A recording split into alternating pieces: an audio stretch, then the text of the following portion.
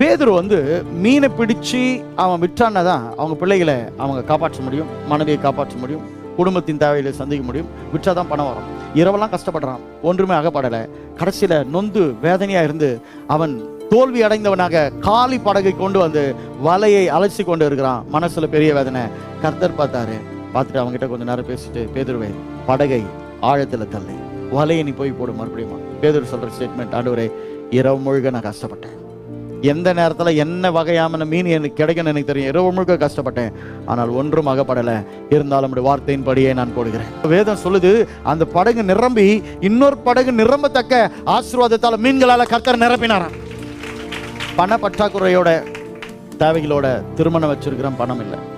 வீட்டை கட்ட பார்க்குறேன், பாதியில நிற்குது. ஏதோ ஒரு காரியத்தை செய்ய பார்க்குறேன், எனக்கு பணம் இல்லை. எதையும் என்னால் என்ன பண்ண முடியல, செய்ய முடியல. மணி ப்ராப்ளமா இருக்கு, ஃபைனான்சியல் ப்ராப்ளமா இருக்கு. கடன் வாங்கின